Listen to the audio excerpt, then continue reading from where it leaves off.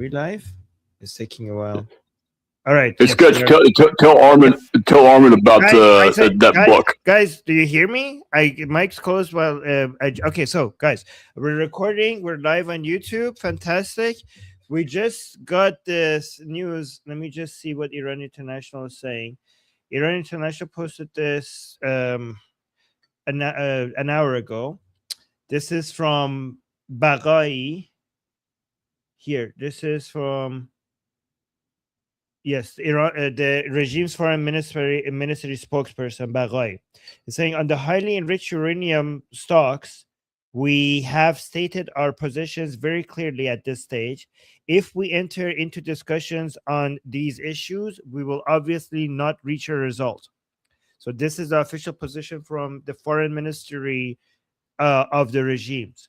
So what he means is that because we had a huge like a lot of updates that the Pakistanis went to Iran, and there was some news regarding that going places and getting good results, and there was a lot of news about all of a sudden the regime coming up with like this progressing to a place where Americans could be happy.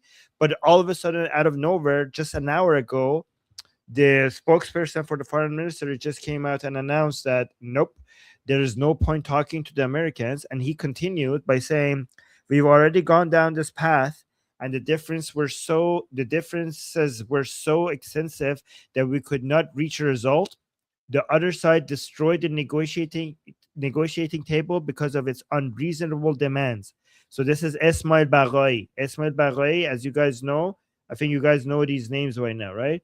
Is a foreign spokesperson of the regime. Earlier, so this is an escalation because earlier we had this news instead saying Pakistani Interior Minister Mohsen Naqvi's meeting in Tehran enabled the negotiation to progress in an important direction, which is what this is also by Iran International, and this one was from 4 hours ago. So 4 hours ago, we had this report that showed that the negotiations were going very well, and it was getting to an important, improving to an important direction, which is why Field Marshal Munir is coming to join the efforts. CBS reported citing a top Pakistani official. Munir is expected to hold meetings with senior Iranian officials to discuss key regional and international issues, including the ongoing Iran-US negotiations, the report said, citing sources. So 4 hours ago, we had reports that things are going well for the negotiations, but all of a sudden, 1 hour ago, we got reports that, nope, the foreign ministry said that we're canceling the negotiations. But we have to be careful how much we take the foreign minister seriously, because the foreign minister is not as big of a deal. Like he could be, if they all like, this is important news, but again, the source is not that important of a person. So we have to keep that in mind. What do you guys think about this? I want you guys to put twos in the chat. Oh, who's modding today? It looks like I'm modding. Sketch put it in the chat. Yes, you guys can hear me okay, right? Yes. Now, what I think about this is we knew how long have you been saying this, Armin? We are too far apart, right, on our goals. Like the goals that are unmovable for the IRGC is keeping a nuclear program. The goals that are unmovable for us is getting rid of it, right? So all this negotiating is, I don't know, I believe the word is kabuki theater. We're just having a little dance around, doing a little ritual about we have to pretend we're talking to satisfy the people that are watching, but it's theater. We both know they're not going to reach a deal. That's why everything is pointing towards there being an eventual confrontation, because what we underpinned as the reason for going in were two things: their capacity to enrich, which has been hit in one of the mountain bases, and their possession of materials, which turns out was in a different base that only got hit by tomahawks. We could talk about that later.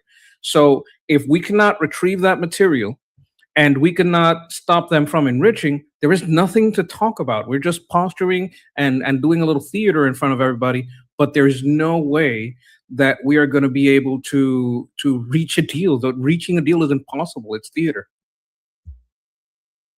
Yeah, I mean, it's really hard to see how these people could get to a deal. You're completely right. And it might be theater for both sides.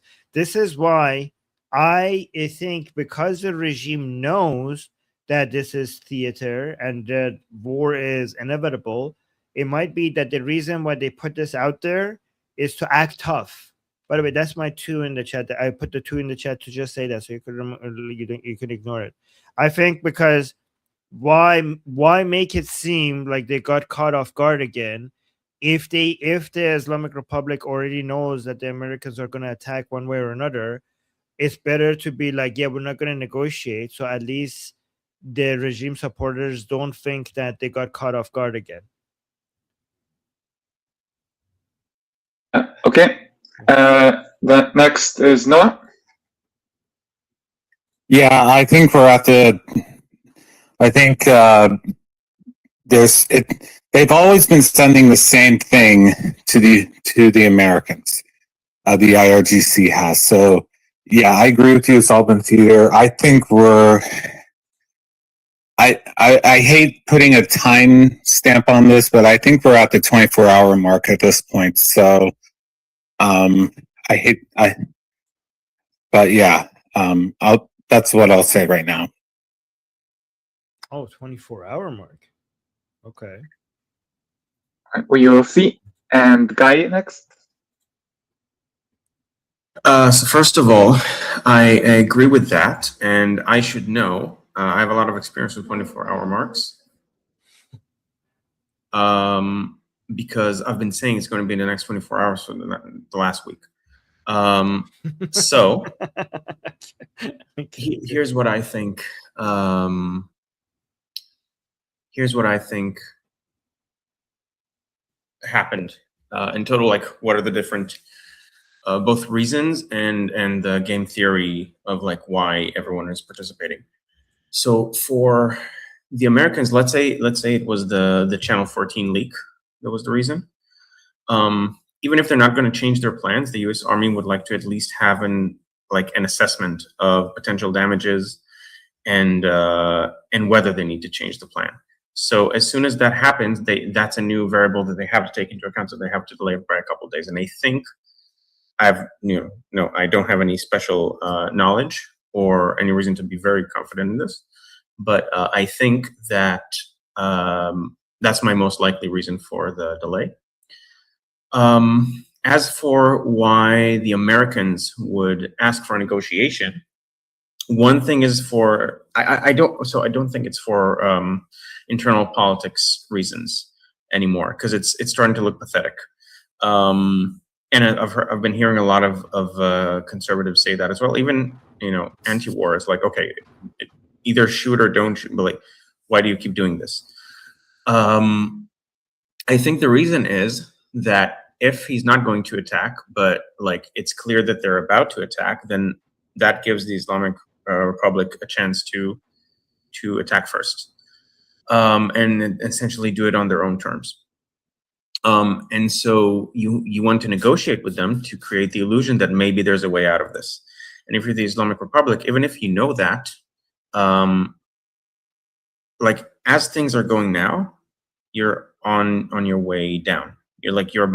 This is the end. And so whatever chance, even if it's very, very small, that the Americans are making concessions, you have to at least give it a chance. And so you can't not participate in the negotiation. And since the Americans know this, then you give them like a carrot, like, oh, we're actually going to make a concession in this, and maybe we'll agree to delay talking about nuclear for some other time, like by a week. And since for the Islamic Republic it's a waiting game, like even if it's a small chance the Americans are willing to do it, they have to at least give it a shot for the talks, and that way the Americans can delay as much as they want, to the extent that they need, and then strike. Wait, so can you break it down again? In one sentence, like in a few sentences, exactly what you think happened and what you think is going to happen because of it? Yeah. Okay. So I'll try to do it as succinctly as possible. So I think the delay was because of the Channel 14 leak in Israel. Really? I have no special Okay. Go on. So. All right. So just give us this was supposed to be more of okay, go on. Yeah, I know. Sure.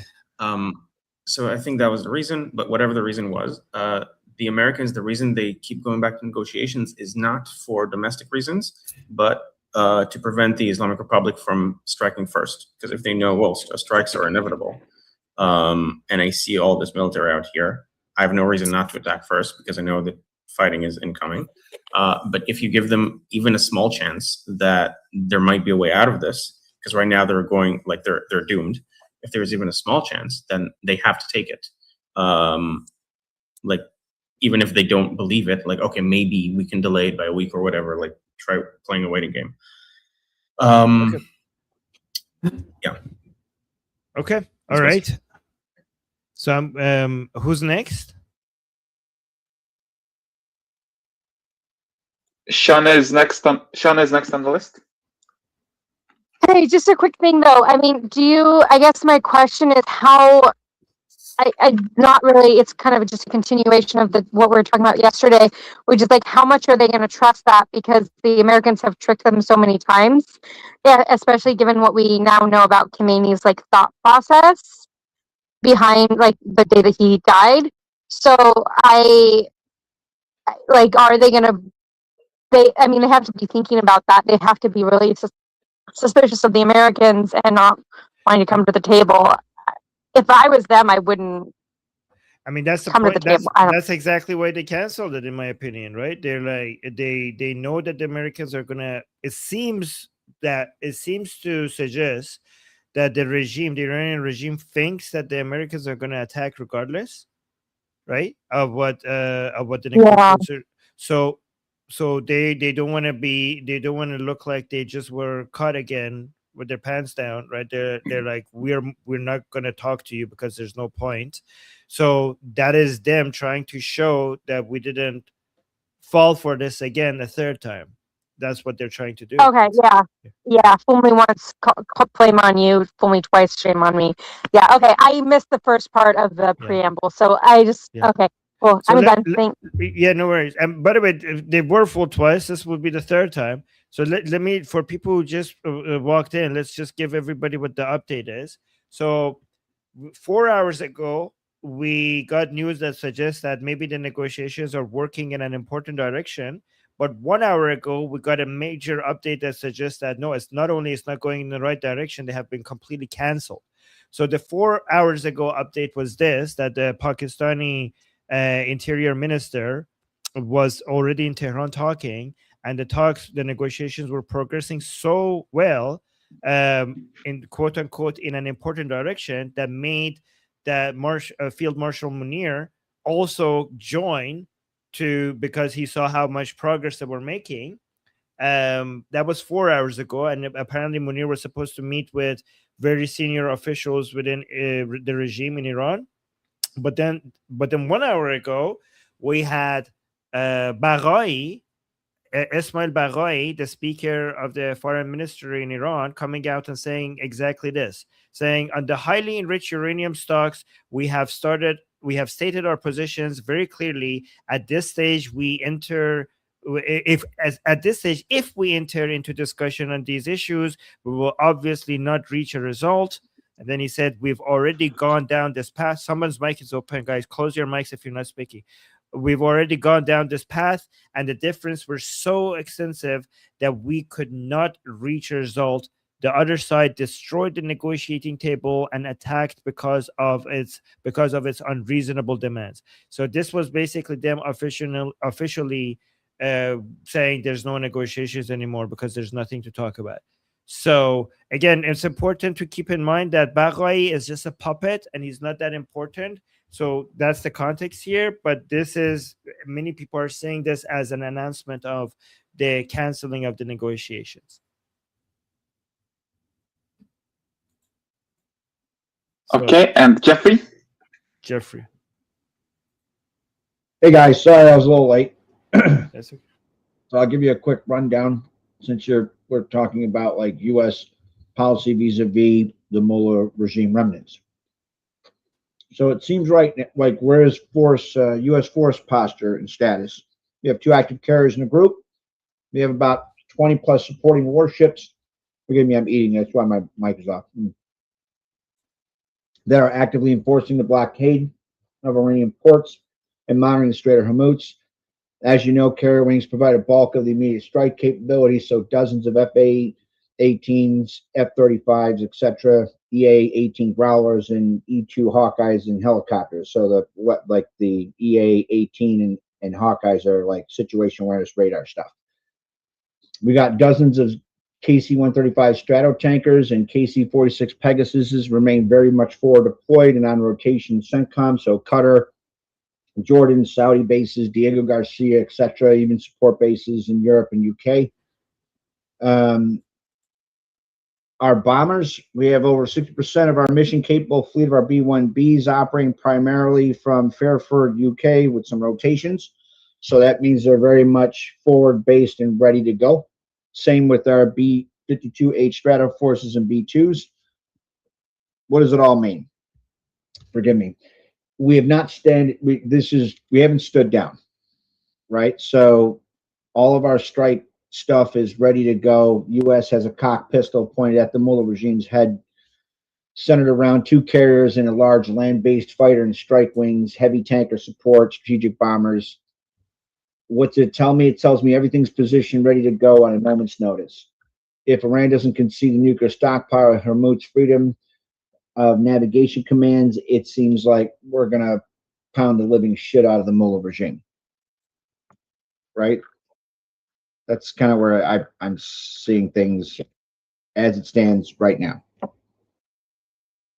Okay, and sorry, Jeffrey, I didn't know you're eating. People are saying poor guy was eating. Armin forced him to put a 2 in the chat. So thank you, but thank you for that. No worries, I'll do it for you, boy. Okay. All right. I'm glad Jeffrey wasn't too disturbed. Okay, we can move on to the list now. Daniel wants to talk about the missed wedding. The what? Oh, the missed wedding. Okay, go ahead.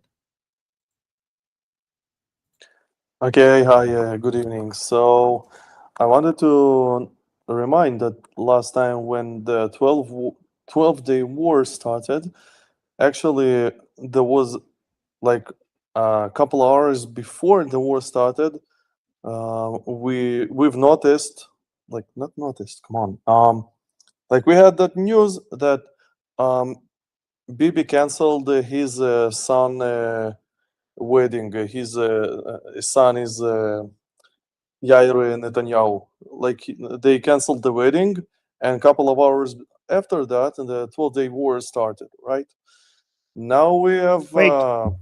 Yeah, what happened? Like, can you give us first the context of what happened with regards to whose wedding? Like, we have the news that Trump told it is best to him to stay at Washington and not go to his son wedding, right? Okay. Actually, it was also in your live with Goldie. Yes. Okay. And I also read about it. Yeah. Yeah, and I read about it also in Ynet. They've also posted it. So I guess we're very close to a new round. But here's a I mean, yeah, that is very telling. But here's the counter to that. Don't they usually, when they're doing these attacks, don't they actually on purpose go to weddings or other events to make it seem like nothing is happening?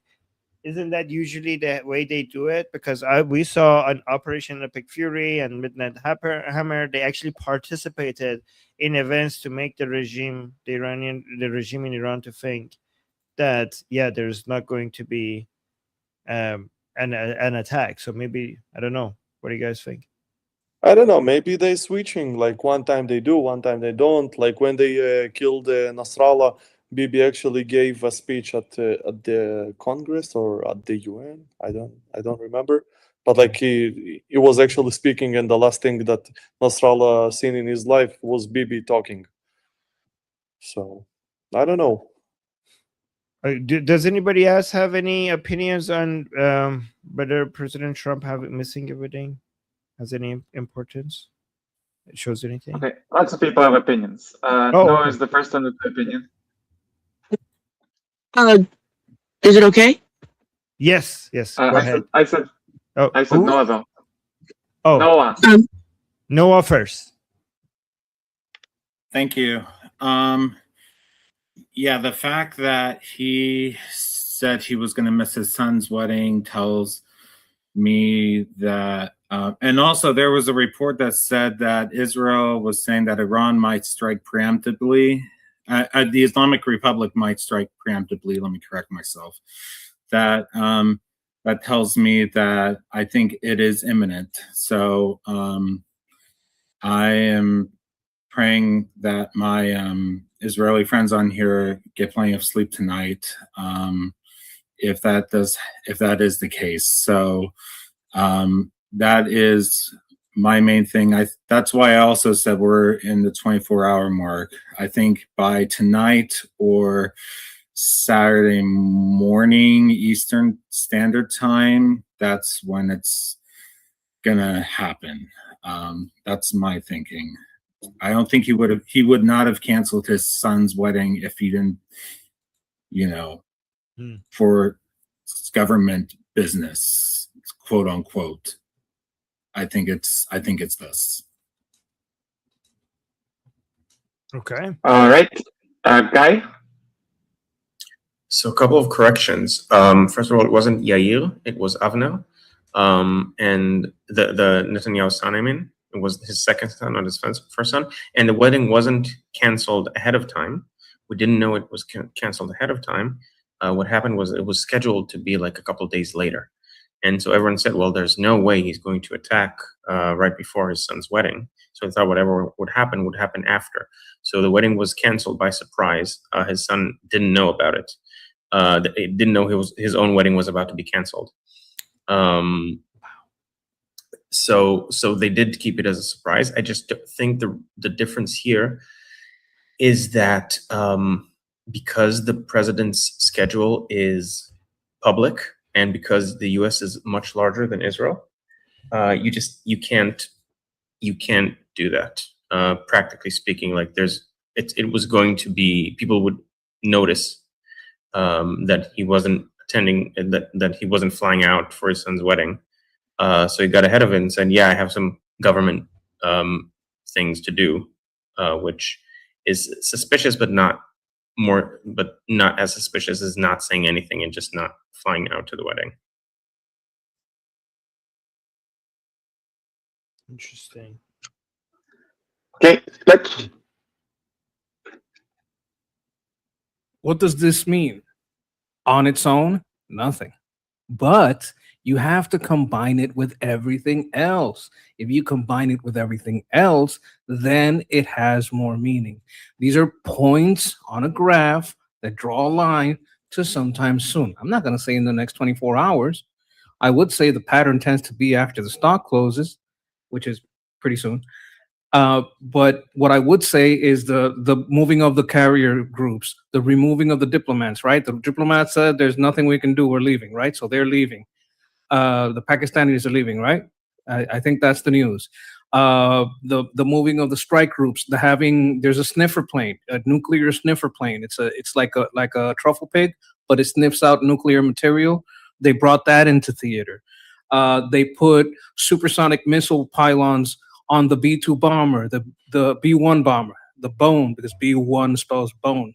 So they put supersonics on the bone, and the bone is about to, make them ride the bone train, right? All these things are pointing at something is happening soon. I don't want to put a date on it, because you put a date on it, then people will get disillusioned if the date doesn't come true, right? So that's why I don't want to put a date on it.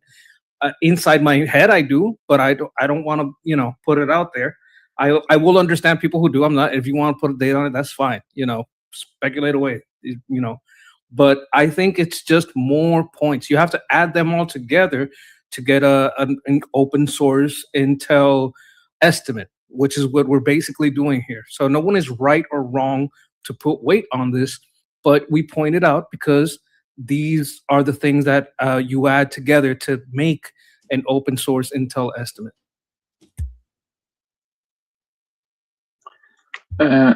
Right. And Sherry? I just quickly wanted to add that you could just imagine the optics in the media that if anything at all were to happen, that, oh, our troops were in harm's way, blah, blah, blah, people were dying, and Trump was at a wedding. The optics would be terrible. And I think he needs to make sure he's right where it needs to be. That's a good point. Yes. Wait. The point of the is that the other side thinks that, and then Trump could be not at the wedding and do everything.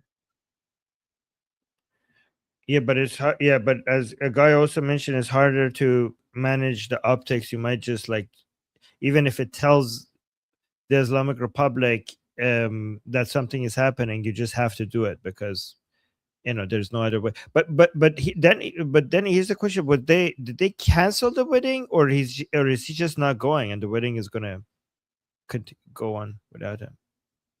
Which one is it? Yeah, I think you mean like the upcoming one, or in the case of Bibi? No, the upcoming one. Oh, he's just not going. So the wedding that's a big thing to miss. So guy is confirming that he's just not going to the wedding. Like, okay, this is actually this might actually be serious. He might be actually doing okay. It would be weird. It would be strange to miss this important event just to misdirect the Islamic Republic. So, and I don't know what could be so important to miss your son's wedding. This might actually show this is a huge indication that something big might be happening.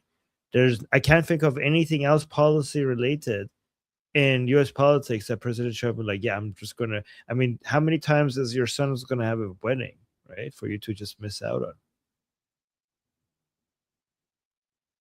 on. All right, and one more response from Jeff. Yeah, real quickly. Also, I'm pretty sure, I don't know if you've talked, you probably did. House Republicans canceled the scheduled vote on the War Powers resolution that would have restricted the administration's ability to conduct further operations against Iran. So that's another indicator, at least to me. Interesting. Okay. All right. So if you want, let's catch up on Super Chats now before the next topic. Yes, and thank you, Lior, for doing the counter for the Super Chats. She's counting them because the counter is broken for some reason. And Lior is keeping count. So if we have 4 Super Chats, let me just quickly go through them. Ida is saying, what is it? What is this? What's going on? What is this lovely group of people? Okay, that's beautiful. And it's saying, wishing everybody good night, good day, wherever you are. Thank you, Ida. You're so kind. Thank you. Is she here in the group? No, she's not. She's only on YouTube right now. Sometimes she's in the group, but now she's on just YouTube. And thank you for the super chat, getting us started with our first super chat. And we have Fleshy Interloper saying, what is Israel's readiness? Oh my God, they are ready. They have been ready for a while. I think the Israelis are itching. They're itching. They're let us in. Let us in. Like yeah. I mean, Sketch is saying they've been ready for decades. Yes, Israelis, they're so ready for this. Oh my god, yes, and yeah, okay, and then we have Wyatt with the third super chat saying one good sign. Trump was supposed to dump the second group of UFO files 2 weeks from now. He just dropped a ton of files early on Friday. Distraction? I don't know. Maybe. Interesting. Thank you, Wyatt, for that information. I didn't know that at all. I haven't been following the UFO files at all. PC, thank you so much, PC, for the super chat. Last super chat saying, Armin, thank you for all you do and go. Oh no, Armin, thank you for all you and Goldie are doing. I'm not Iranian, but my best friend is, and I have an Iranian Jewish great grandmother. Free Iran. Well, then you are. Wait, then you are Iranian. You have an Iranian Jewish great grandmother. Okay, that means you are Iranian. So you are Iranian, and yeah, and yes, free Iran. Let's free our country. Your country. Let's free your country. So, and thank you for the super chat. Appreciate that. All right. Thank you guys. Thank you guys for all the support. And let's go to the next topic. Next topic is from Sketch about Pentagon briefs Trump on the uranium recovery. Pentagon briefs Trump on uranium recovery? Yes. Okay, let's do that.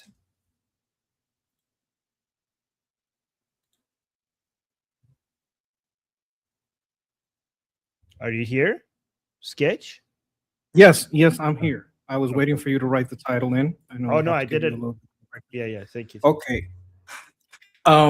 This is a news report from Mario Newfall. He says the Pentagon has just briefed Trump on the most complex military operation in American history. The plan is to fly hundreds of troops into Iran, parachute the 82nd Airborne Division to secure the perimeter, build a runway, bring in heavy excavation equipment to blast 300 feet of rubble, send Delta Force and SEAL in wearing hazmat suits to blow torches, saws, and breach the underground tunnels, locate and extract 1,000 pounds of uranium sealed in cylinders while checking the booby traps and checking for booby traps and decoys, decontaminate everything, then airlift it all through hostile space. This would take weeks to months under constant missile and drone fire, with only a few dozen troops and the entire military trained to handle nuclear material retrieval. This is like one of the dream missions. Not dream missions, because it's like a nightmare missions, but it's one of the few missions that Delta trains for. Delta, most what they do is train other people and do like apocalyptic scenarios like this is what they train for. This is, let me see, under constant, with only a few dozen troops in the entire military that can handle this. Former defense official put it perfectly. It starts to look like you're not just buying a car on the lot, you're buying the entire assembly line. And yesterday, Trump told Reuters he doesn't care about the uranium before because it's so far underground. Now, what does this tell me? It tells me he might do it because he said he's not going to do it. But what does this really mean? Will he get it? Won't he get it? I think it means it's still a priority. We're still talking about the reasons for invasion. We'll still put it in there that this is an important thing. It's so far down that they can't get it. All right. So, he's saying, look, this side of it is safe. We're not sending the troops to do this.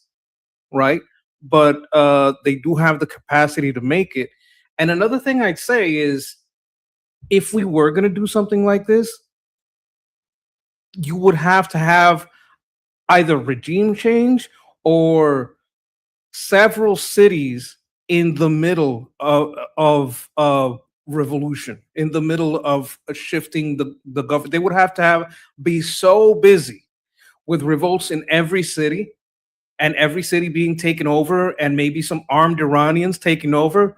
You'd have to either do it in the middle of that scenario, right after strikes, or you wait for regime change. And I'm leaning more towards they're gonna wait for the Iranians to choose new leadership. How would they be defending if they don't do that? If they go in, like if they want to, Lindsey Graham said, create a death circle. By the way, when President Trump said, I don't think President Trump said he doesn't care about the uranium. I think he said we don't need the uranium. Not he cares about the uranium a lot. He says like Americans don't need it. Like once we get it, we're going to destroy it. He doesn't care about it in the sense that we don't want it ourselves, not in the sense that we don't care about it being inside Iran. That's what I got from it. Yeah. Do you want me to answer? Yeah. That's what the report says. It says that's what he says in the report. This is from Mario Newfall. I can put the link in again so you guys can read it. Right? How would this be done? Okay, I love the scenario. Right? I don't love doing it, but I love thinking about it. Right? So what you would do is you would do this immediately after strikes. So we dropped 1,300 last time, 13,000 last time. We would drop, let's say 39,000. Right? You go get every IRGC equipment commander in every in-house, outhouse, doghouse in all of Iran. You just bomb everything. Immediately following that, you have Chinooks, you have Ospreys fly in with troops, not to one city, to a lot of different cities where you would already have some support, and start putting in troops so that the IRGC is worried about 20 cities falling, not one, right? So they would be so busy with all of that that their attention wouldn't be on that uranium. They'd be more worried about existing, right? In the middle of that, you would also have to have lots of air support, an incredible amount of air support. You would need those supersonics because supersonics from the bone, the B1, would be able to react fast to anything on the ground, especially artillery, which would be the most dangerous thing in this type of scenario. And what other things that you would need? You would need those. What was it called? It was a CRAM. It's the big. It's like a big turret, like a Gatling gun that shoots down drones. Because the first thing they would do would be send drones, right? But if you're so worried about controlling your cities, ERAM, that thing, you would be so worried about controlling your cities. So that's where the doubt would come in. Are they going to go full out on trying to hold this uranium when they can't even hold their own cities? They're about to have a revolt. That's when you would do it. You would be arming the Iranian people, start leading commandos in every city. Not just, you can start with one city, sure, but you're not going to stop at one city, because the second you stop at one city, that city's a giant target, right? What you would want to do is have 10, 20 cities that are revolting, 10, 20 cities where you have the strongest support, and have them start being armed and coming in towards the power centers of the IRGC, surrounding them, locking them out, right? So is this going to happen? I don't think so. I think we're going to wait for regime change. Is it possible to do? Of course it is. We've done harder things. It's risky. Some people would die, which a lot of us that sign up, we're ready to die. Like right now, if I could, I would go. And if I die, I die. No big deal. It's my life to sign away. And if I think I've died for a good cause, I die happy. I die doing something that I believe will lead to a better tomorrow. There's a lot of people that think like me. That's not just me. That's the attitude with a lot of people that sign up. Sometimes we're misused. I would not want that for them or me. But it's not like out of the question. We just don't want to be wasted. It's not that we don't want to waste our troops. Yes, that's a good question to ask. But there's no war with zero. I mean, we try, but zero deaths is an impossible, task sometimes. But this is just, we're wargaming this out in our brains. We're not supposed to take this super serious. We're just giving how would this happen? Well, we're having a little brainstorm, a little thought experiment, just for funsies, right? But the whole point of this is that either scenario leads to the freedom of Iran. Yeah, so obviously this can be done, but the question is not whether or not it can be done. The question is, can it be done without losing American soldiers' lives? And if there is a better option, and I agree that the better option is to do it with regime change, focusing on regime change, so you're not putting American soldiers unnecessarily in harm's way. I mean, again, I know that obviously the American soldiers are there because they want to serve, and that's what they there for. But obviously, I think waiting for a regime change, like focusing on regime change, and then it would be, that would be the more responsible thing to do, because as I know, again, I might be exaggerating this, but somebody could tell me if I'm exaggerating. This looks like the most complicated military / engineering operations that has ever been in history. And obviously, if any country could do it, it's the United States, and no other country could pull off anything like this. And there's so many different elements to it: the military side of it, but also the engineering side of it. Also, the fact that your multiple dark periods passes, like this is going to be multiple days. This is not, a lot of people are like, oh, we went in and served our soldiers. Yeah, that was one dark period. Given that this is multiple days, there's going to be so many days that you're under heavy, like the Islamic Republic is going to come at you with everything they got, right? So I was looking into how you could protect, if you want to go in before regime change to do this, how could United States provide cover, defend their ground team? So the things that they need to do is complete air superiority, electronic warfare, drone overwatch, standoff munitions, and airborne battle management, which is complete air superiority. The military would establish 24/7 Overwatch, Umbrella, F-35, and F-22 stealth fighters would clear the airspace, drawing enemy fire and destroying surface-to-air missile threats before they could target the troops. And then we have electronic warfare, aircraft like the EA-37, Compass Call would blanket the area, jamming Iranian communication, air defense networks, and coastal radars, so the enemy forces are effectively blinded and unable to coordinate. Then we have the drone overwatch. Unmanned aircraft provide real-time intel and close air support. And guys, remember, you have to do this for so many days continuously, right? It's not like in and out kind of situation.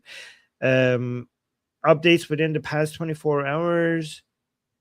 Okay, so guys, the US is basically has lost roughly 20% of its MQ-9 Reaper drone fleet to advanced Okay, so this is highlights just how heavy the contested and dangerous the airspace is right now. So this is something that maybe some people suggest that the U.S. needs to restockpile these before they could do any operations like this. Again, given what we saw, everything that does move into the region, I think they might have already done that. And then aircraft and naval ships would use precision-guided weapons like the Joint Air-to-Ground missile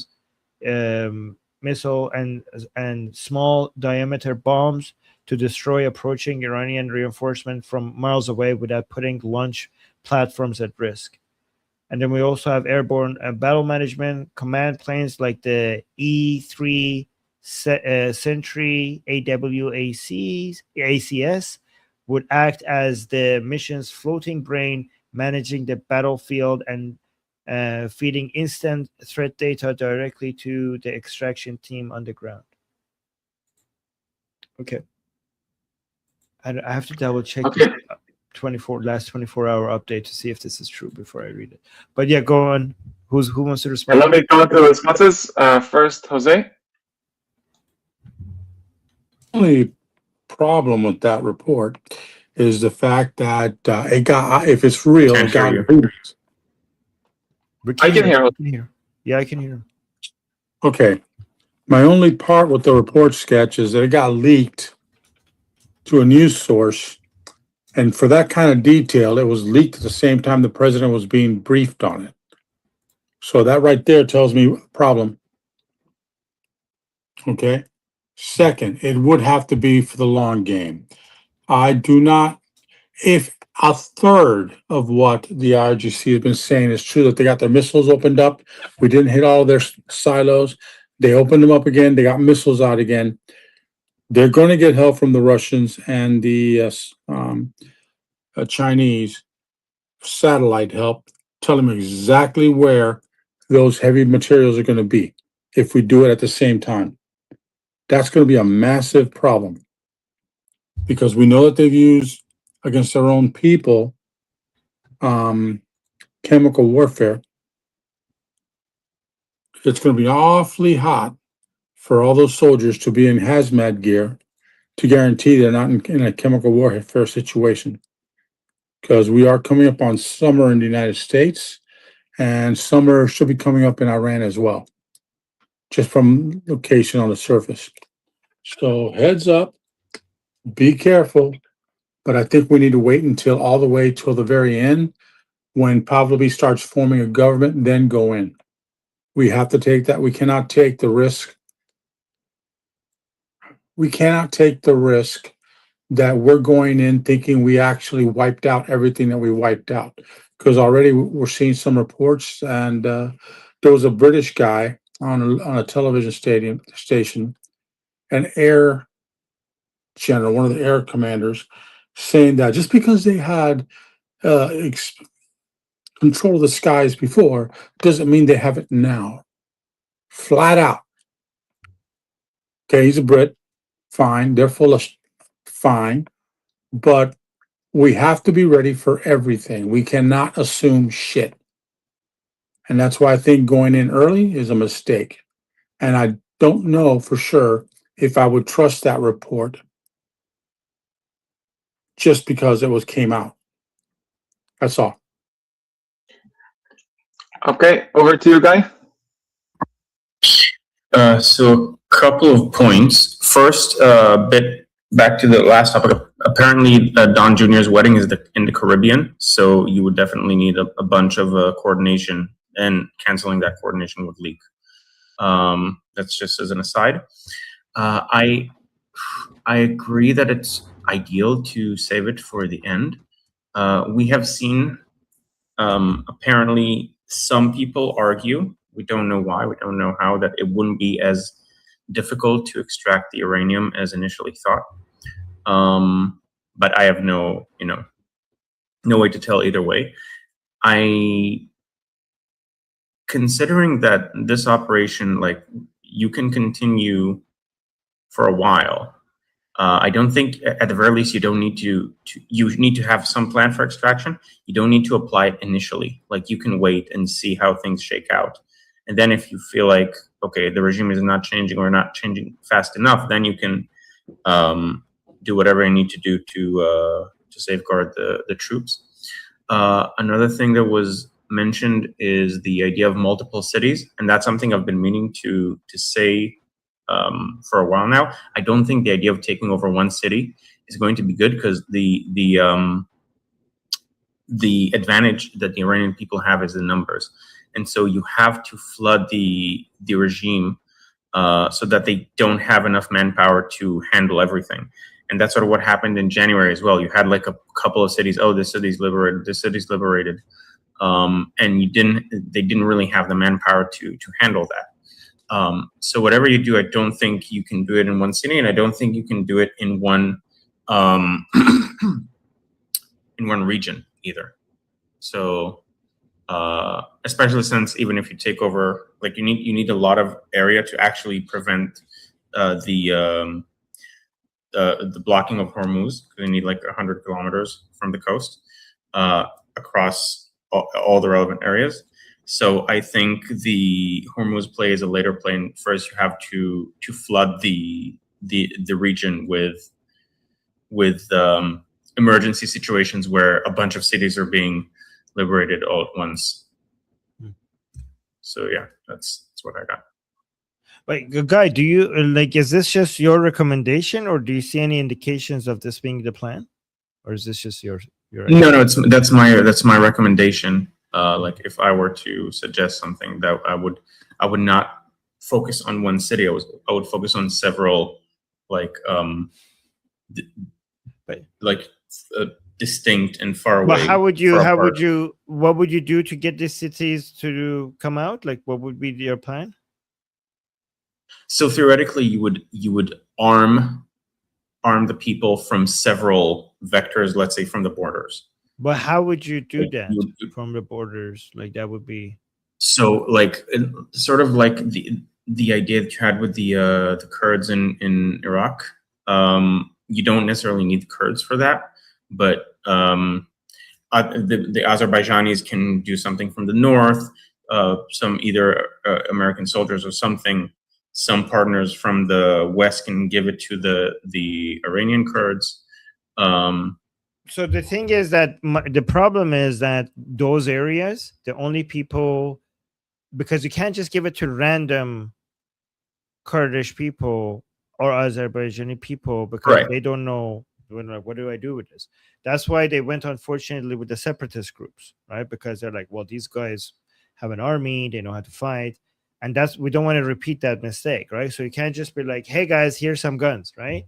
That doesn't work, in my opinion. That's why I think you need to create bases where people come to get vetted, trained, and then armed.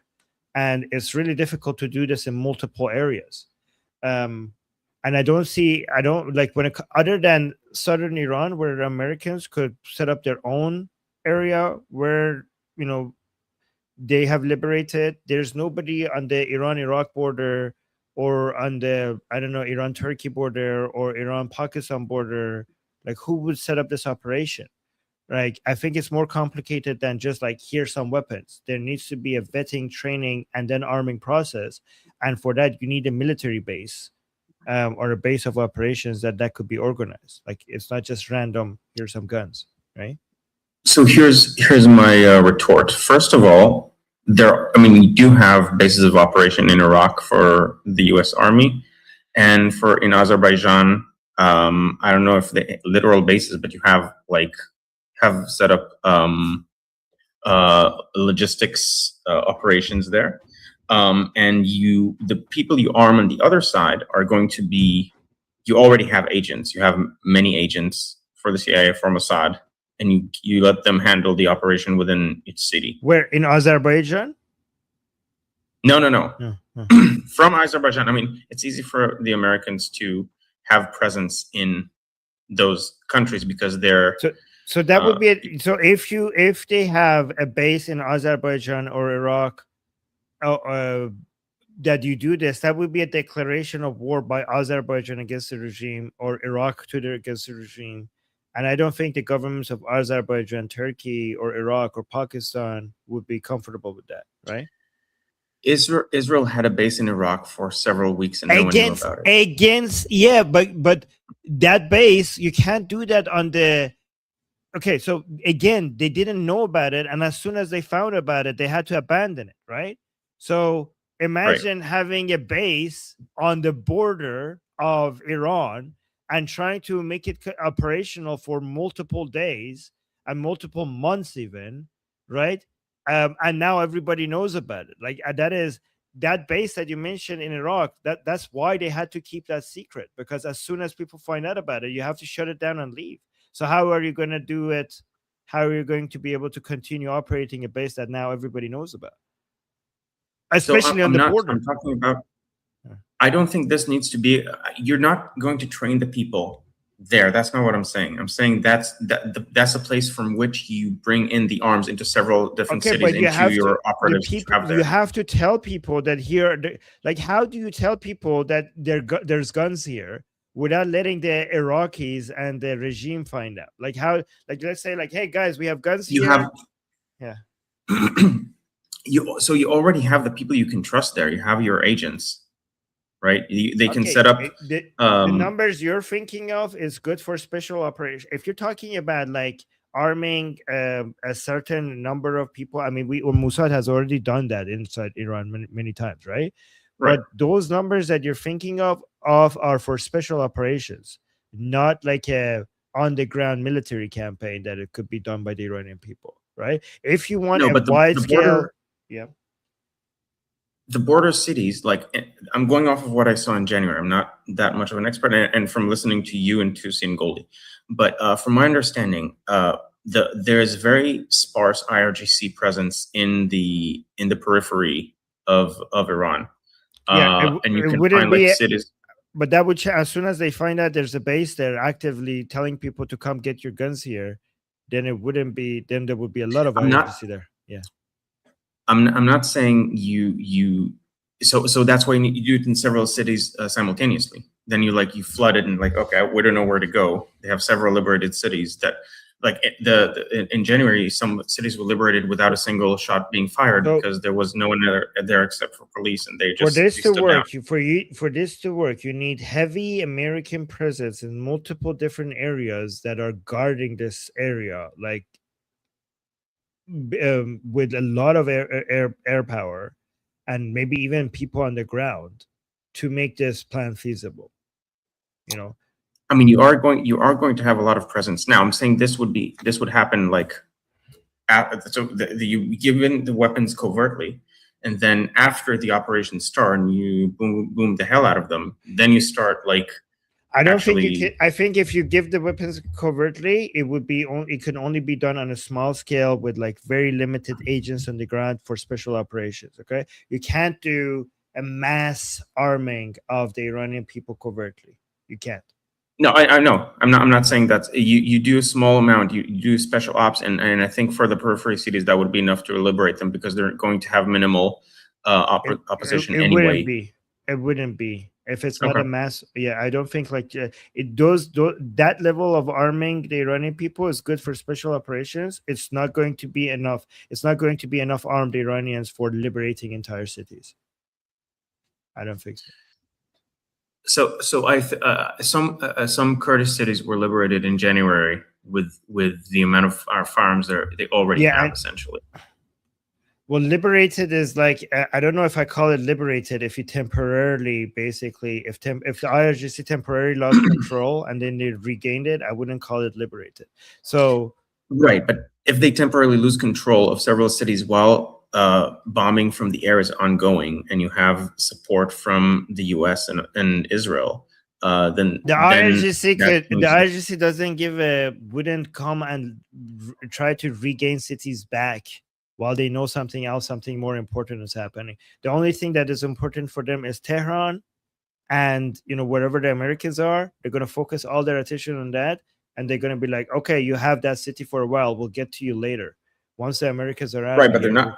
Yeah, but they're not going to get to it later because the point is to create the momentum to continue onward from there. Now, I'm not saying this is not the. But the momentum will not get continued. You will just have the city out of control of the IRGC, while the IRGC knows that I'm not going to spread my forces thin by sending people there. I'm gonna keep focusing on Tehran. This will eventually, Americans will leave. They're not going to I'm going to focus on my firepower on the Americans. And eventually, one way or another, either they're successful or not, they leave. And then those cities, I'll get to them later. And the amount of arms you gave to those people is not going to be enough for me for them to be able to hold the city forever. No, not forever. But I think it's better than just Bandar Abbas, because if it's just Bandar Abbas, then they can put all the troops Bandar Abbas is better because you actually have Americans there and the American firepower there, and it's easy for Americans to, because these other cities, the support for it will be temporary, right? But Bandar Abbas, the support for it, like the air defense and everything, could continue, right? So you could basically, because you already have the American naval assets there and everything over there, and also the Americans are very eager to free up the Strait of Hormuz anyways, so they have the motivations to continue their military presence around the Bandar Abbas. You wouldn't be able to, it's very difficult for Americans to continue providing air support to an Iranian army that is not not being armed enough. If you're spreading it thin, it's not going to be armed enough. So you're going to need continuous support by Americans in multiple cities, all at the same time, right? I think focusing on liberating, basically small bites until you take the whole country. Okay. So I still have some reservations, but this has been going on for long enough. It's actually not the topic. This was a side thing for what Sketch said. Yeah. Okay. Okay. Sophie, you finally get to speak. Go ahead. Sorry, Sophie. Mine was just a quick point of information for clarity, and it echoes what Armin has read earlier. So President Trump's actual statement at the White House was, quote, "We will get it. We don't need it. We don't want it. We'll probably destroy it after we get it, but we're not going to let them have it." And that was reported through Reuters. That's from the White House. Anyway, that's all. Thought it was helpful. Thank you. Yeah, that was helpful. Thank you, Sophie. Thank you for the Thank actual. you. Yeah. Noah is next. I think when we go in, it's going to be a multiple swarm, air attack, bomb attack, drone attack on all points. So not only Bandar Abbas, but maybe all the islands, everything. So just to overwhelm the IRGC defenses. So I said I would keep it short and sweet to the point, and I'm doing that. But it's okay. You don't have to keep it short yet. We're still doing fine on time. Okay, if you're done, we're gonna go to Shauna. I just wanted to point out really quickly that the other thing we need to be aware of is their friends on American soil, meaning the IRCG, pro-IRCG people GC. in America. Sorry, I know that annoys you. Anyway, No, it doesn't. It doesn't. It's okay. I was just one. Yeah, it's okay. Anyway, but we're heading into like protest season in America. I suspect if things get too hot, literally and figuratively, that we could be dealing with their forces, because the best way to get Americans to not be enthusiastic about sending troops or sending forces or doing anything over in the Middle East is to throw violence on the streets in the United States. So it's worked for them multiple times in the past. So I just want to point that out, that like they could also create a distraction, as Guy was talking about, sending multiple cities. They could also do that to us. So cause a distraction over here. Okay, Jeff. Sorry, Jeffrey. He doesn't respond when I call him Jeff. Yeah. I get where you guys are. I'm going to offer some observations on some of the things that were said. So I very much observe, appreciate, respect what it seems like Guy is trying to do. He's trying to manufacture or amplify paralysis by arming Iranian resistance as a supplemental line or avenue of pressure, right? Coterminously with like mass bombing campaigns. Armin touched on a lot of those issues. The idea of mass, like multiple ground routes, would be, there's like a logistical nightmare. So you got these multiple ground routes, western routes through Iraq and areas of Kurdish areas and Shia controlled zones would be an issue. Northwest corridors regarding Turkey and Azerbaijan would probably be an issue. Eastern routes to Afghanistan and Pakistan's Balochistan, I always mispronounce that. Each route crosses territory controlled by governments or militias that are either openly hostile, deeply compromised, or reluctant to allow large-scale arms transit. I mean, they don't really have all that level of control. I'm just saying there's that there.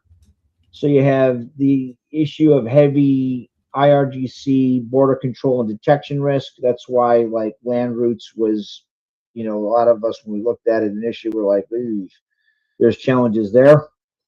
You have fragmented, unreliable resistance groups. So like that was mentioned too. You have Persian pro-democracy networks, exile groups like the MEK, all this other stuff. Weapons diversion, black market would be an issue. And the timing and intelligence is an issue. So arming Iranian resistance via multiple ground routes, I get, because people don't want to see another January. I get that. That's why that's the attractiveness, right? It's like a low footprint way to keep pressure on the regime. it's one of the messiest and highest risk options available. It's plagued by geography, hostile borders, fractured opposition, divergent dangers, all kinds of shit.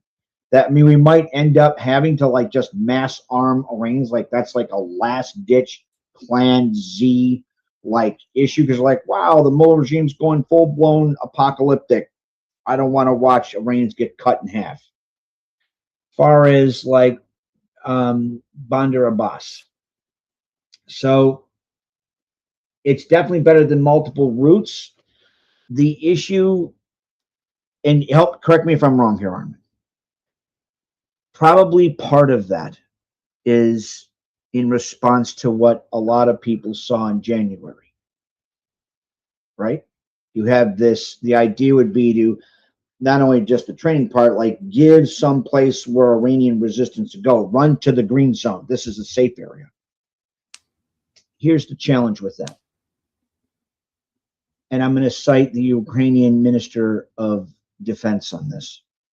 So one of the things we learned, and one of the things the Mullah regime and everybody has now applied, is the operational impact of long-range AI-assisted drones has made both traditional Eastern, like Russian, Chi-Com, mass, and or Western mobility warfare, not only ineffective, tantamount to suicide.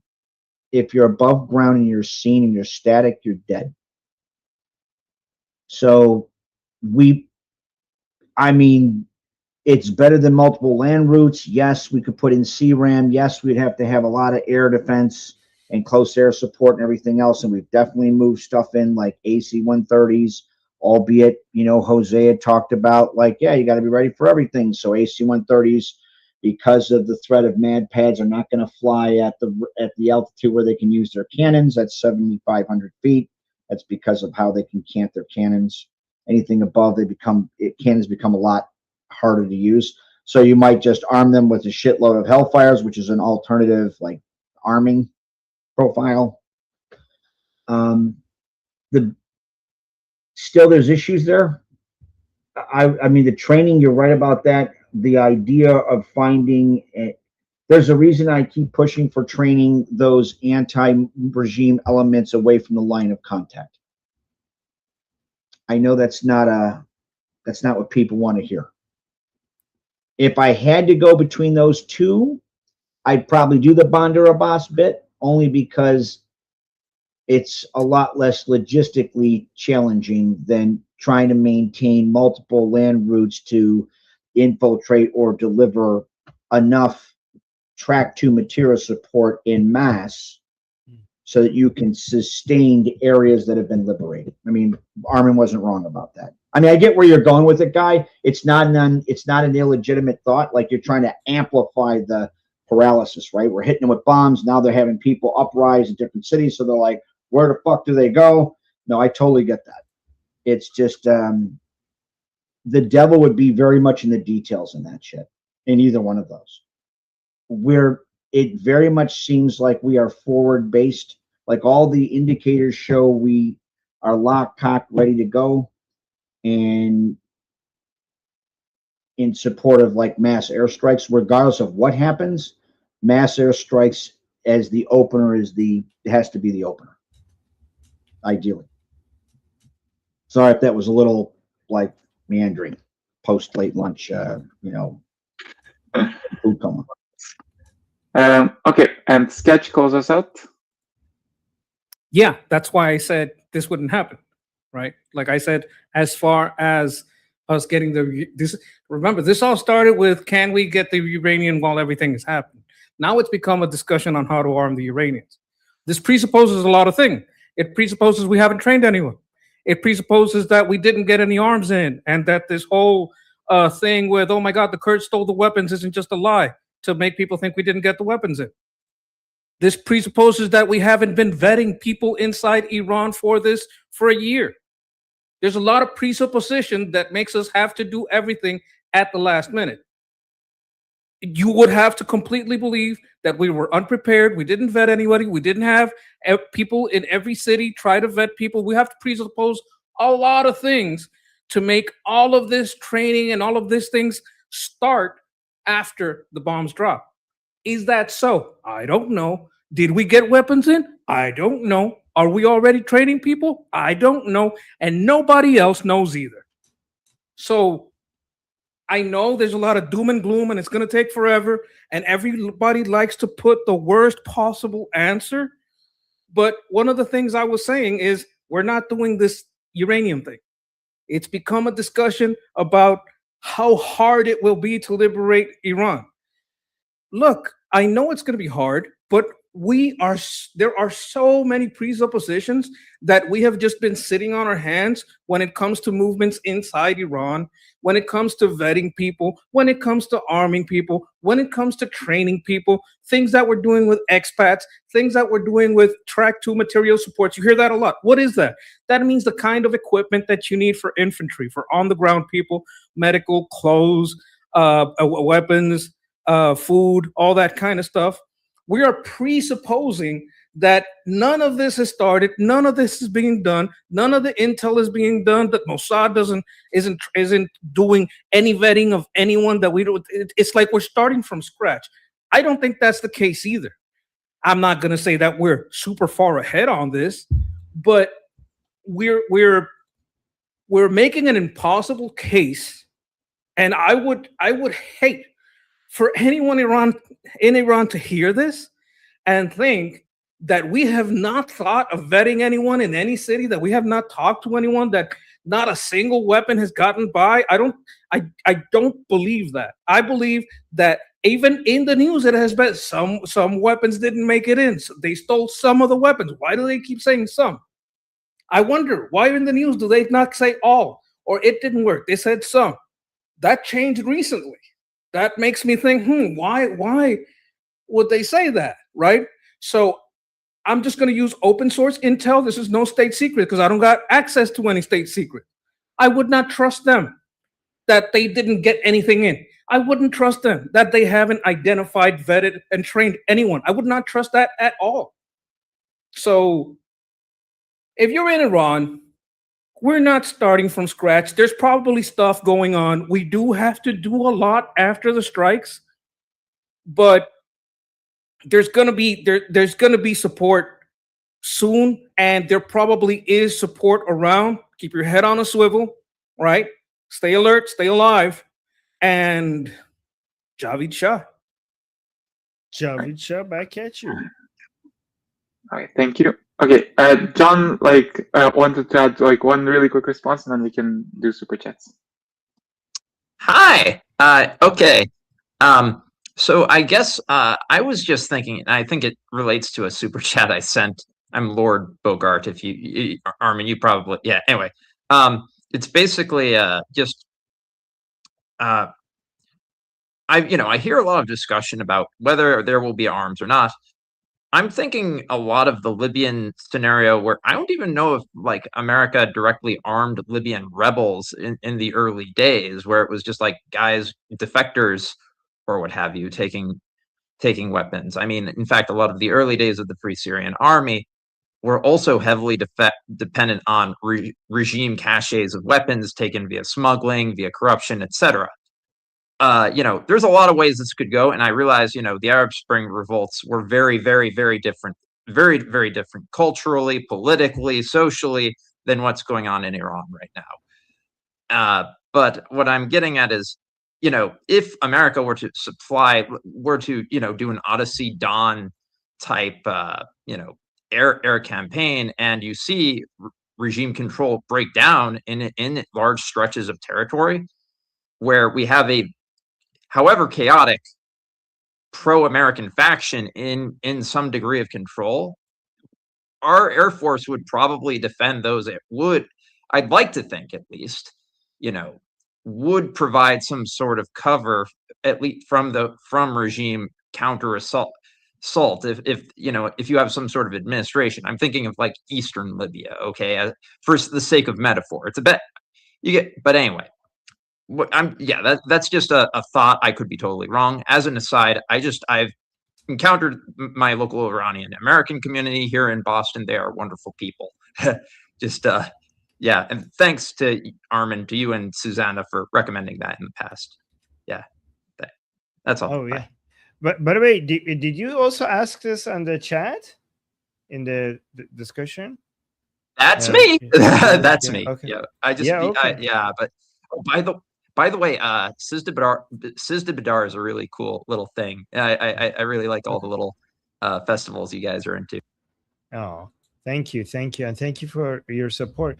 So, I don't know if maybe Jeffrey could respond to this. I don't know if the comparison to, what in 2011 you said in the chat. Libya.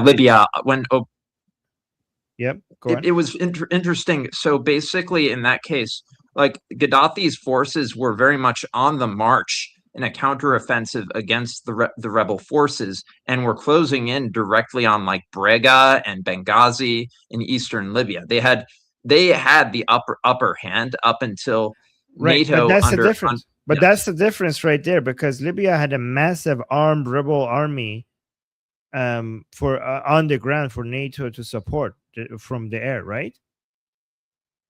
We had that. This is very true. Yes, so that's I'm a saying big, like, that's a huge difference, because we don't have very that true, anymore, right? I'm saying, what if a bunch of policemen in Artesh, or in the event of like a giant uprising happens, and a bunch of like Elam, for example, what happened at Elam? But even if we have an armed uprising, it's going to be an unarmed uprising right now. Right? We haven't seen anything from the Artesh right now, so that's the main difference. True. Okay. Well, I would say, didn't we have a brief moment in Elam back in January in western Iran near Elam? It was called Elam or Elam. Correct my pronunciation. Where some police stood down. But anyway, I'm just thinking in terms of like we had some videos showing that the Artesh was basically standing down and being friendly to the protesters. We also don't know if the Artesh even gets weapons anyways right now, right? So the Artesh might be unarmed. Okay. The regime doesn't trust the Artesh with like weapons, so so they wouldn't be able to use their arms to help the people anyways, because they're not just they don't have access to it unless they are being told to do something specific, right? So it's not like the Artesh officials have their guns at their home, and at any point they could go and be like, help the Iranian people, right? They're also a lot more limited with what they're able to do compared to IRGC. Okay, thank you. Because I know, like with a lot of Arab armies, like that, you'd have like a commander or something defect, or put out a giant defection video with like half of his squad, or you'd see a breakdown of some sort. But yeah, I wasn't as familiar with how centralized the Artesh is around, and how That's why we want to arm the Iranian people, because anything that you compare it to anywhere else, there was some armed people that the Westerners came and supported, and we don't have that in Iran. So before we could replicate anything resembling any of these other examples in any place, we first need to arm the Iranian people. That's the missing part. That's why we keep saying arm the Iranian people, because that's everything else that you see everywhere else in modern history, where the Americans came, or the Americans, or the Westerners or Israelis came and supported somebody, they supported people who already had guns, and we don't have that in Iran.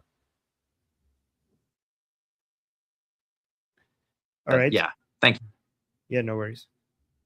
Okay, you wanted a quick response from Jeffrey, and then we can move on to super chats.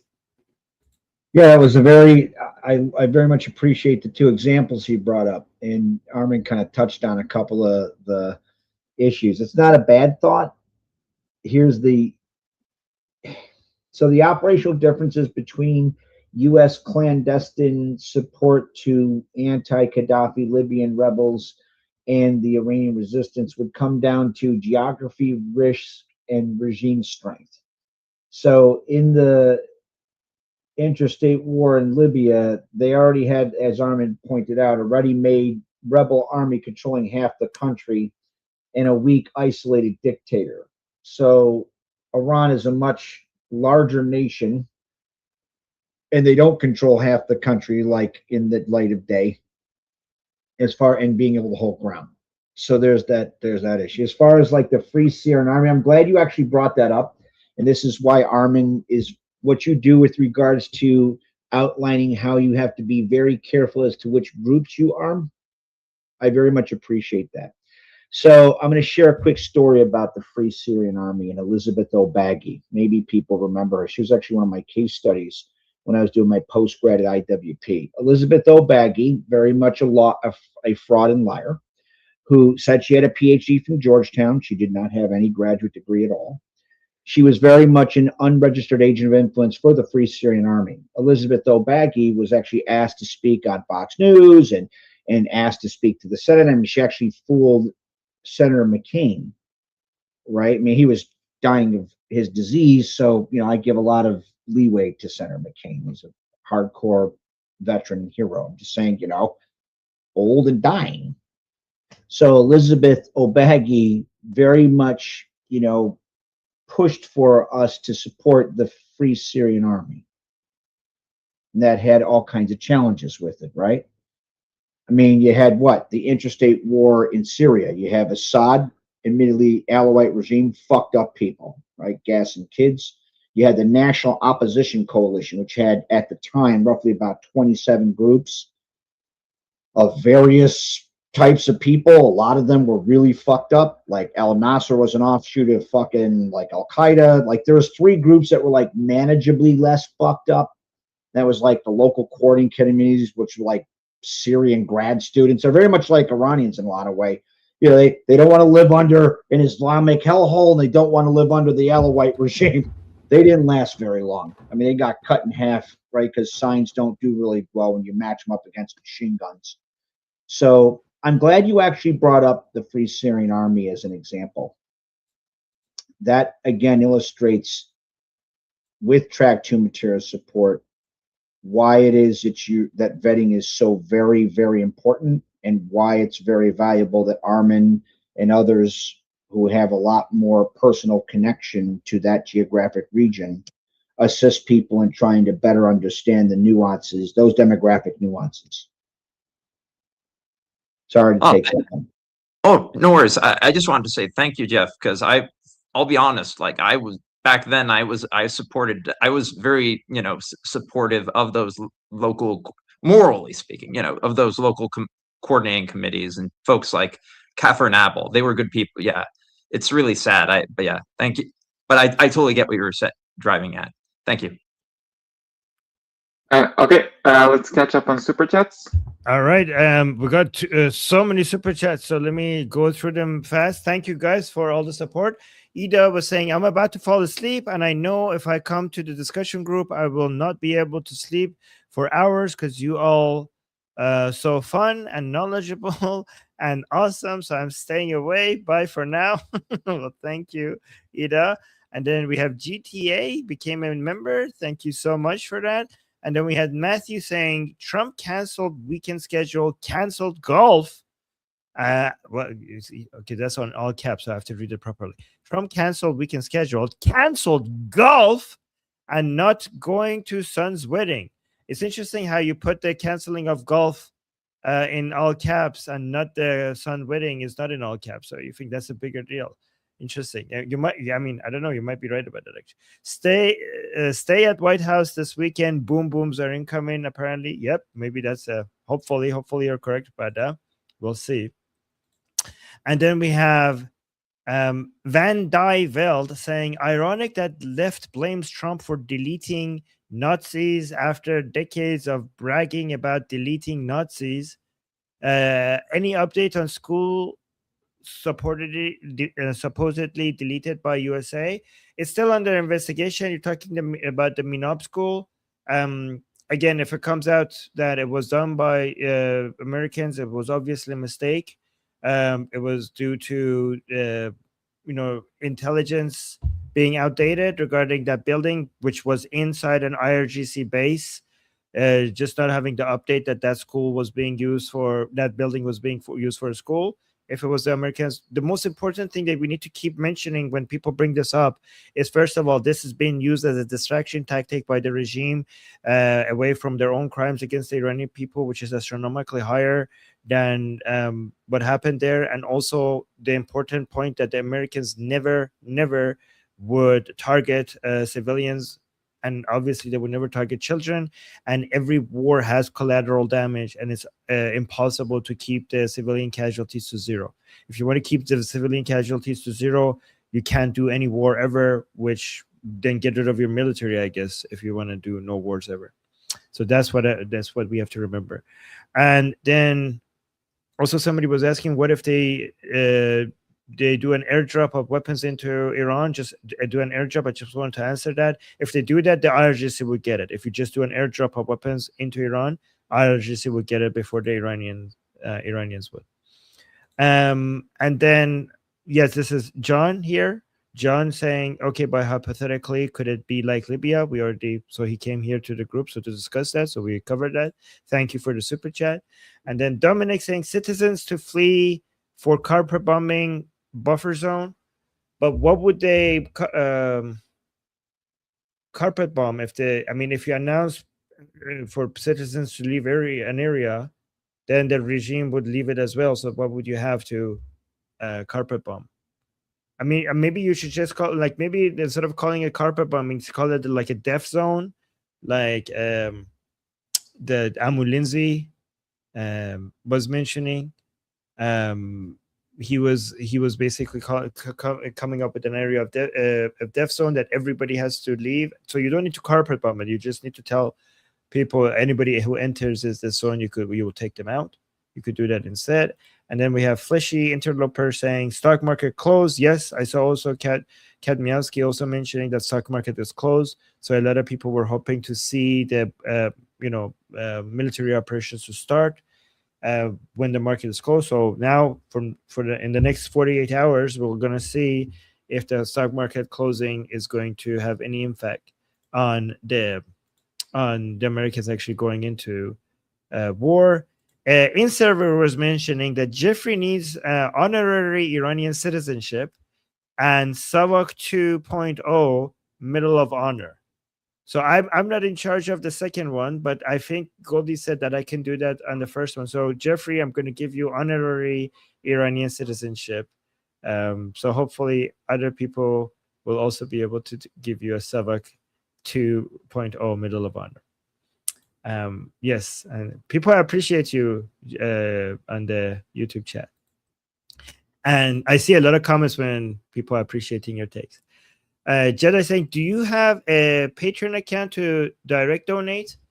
Well, we do have, but actually, Jedi, the best way to support us is actually to join the community here, because the discussion group, you could become a premium or a VIP member, because the school community here actually takes the smallest percentage than anybody, smaller percentage than YouTube, Patreon. So that would be the best way to support us if you wanted to. They take so little. So and then you get the benefits of being part of the community as well. And thank you so much for wanting to support us. And yeah, I mean, we have a Patreon, but it's called Atheist Republic. I have to go rebrand all of that. And thank you. Okay. All right. What's the next topic? Okay. Next topic is by Shauna about the flotilla crackdown in Israel. Okay. I don't know. I think wait for him to update the ticker 1 second. No, go ahead. From now on, I will do it in the middle of the conversation, so that people don't have to wait for me. Go ahead. Okay. Sorry. I don't know if you saw this, but there was a whole big hoopla with Ben-Gvir. Apparently, when the flotilla came, they had dumped a whole bunch of materials. Yeah, like Green Thunberg, Miss Environmentalist, threw a whole bunch of materials into the Mediterranean. And when they showed up, Ben-Gvir was like talking pretty crazy. He was like, no, let me hold on to them longer. So I can he really wanted to go hard on them and basically crack down It was really bad view from some people. There was like they were handcuffed and like all this other stuff. There was one image, I don't know if it was real or AI, but there was one image of somebody with a bag over their head while they were waiting. The images that came out were really bad. And Ben-Gvir said some really crazy stuff. Apparently, I don't speak Hebrew.